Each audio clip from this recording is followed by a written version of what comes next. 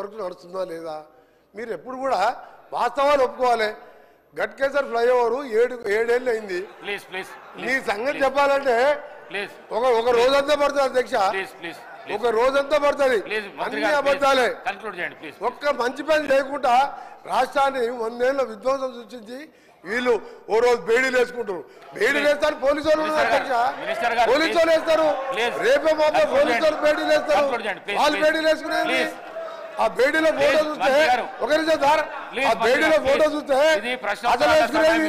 అసలు బేడీలు వేసుకునేది ఇద్దరు, వాళ్ళు బేడీలు వేసుకోలేదు. అమాయకులకు బేడీలు బేడీలు వేయడానికి రేపు పాప పోలీసు వాళ్ళు వస్తారు, బేడీలు వేసుకొని తీసుకుపోతారు.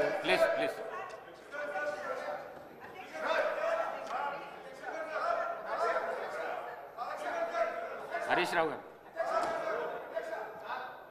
దయచేసి మీ ద్వారా కోర్స్ మీరు కూడా 2 సార్లు నేమ్ చేసిండ్రు. ఒక మంత్రిని స్పీకర్ గారు నేమ్ చేసే పరిస్థితి వచ్చిందంటేనే ఆ మంత్రి అవమానంగా ఫీల్ కావాలి.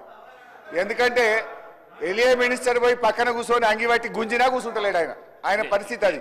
అయితే విషయం ఏంటంటే ఆయన ఇందాక ఎలియా మినిస్టర్ గారు డైరెక్ట్గా ఎవరి మీద ఆరోపణలు చేయొద్దని రూల్ బుక్ తెచ్చి చూపించాడు.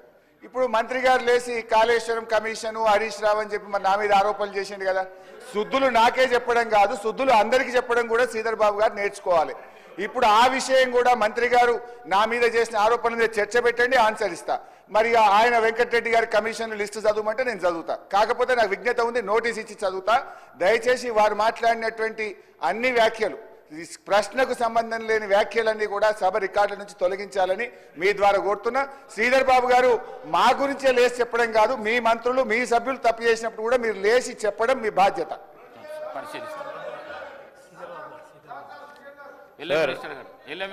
సభా సాంప్రదాయాలకు సంబంధించి రూల్స్ ప్రొసీజర్కు సంబంధించిన అంశం విషయంలో మేము వారికి కూడా తెలియజేస్తామని అధ్యక్ష, ఎవరైనా రూల్స్కి కానీ ప్రొసీజర్స్ కానీ కన్వెన్షన్స్ కానీ విరుద్ధంగా పోతే తప్పకుండా మీరు వారిపైన చర్య తీసుకునే అధికారం ఉంది. ఎవరు అయినా కూడా అస్పర్షన్ చేసినా తప్పకుండా రికార్డులను తొలగించండి అధ్యక్ష.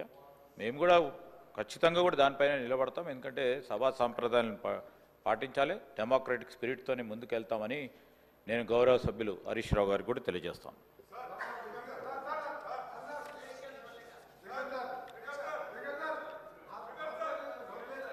సమయం 11 అయ్యింది.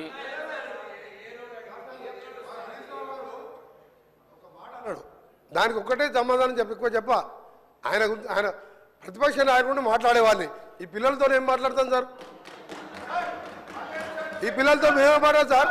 నేను ఒకటే సార్ ఆయన ఒక మాట అన్నాడు, కాళేశ్వరం కమిషన్ హరీష్ రావు అని ఒప్పుకుంటున్నా.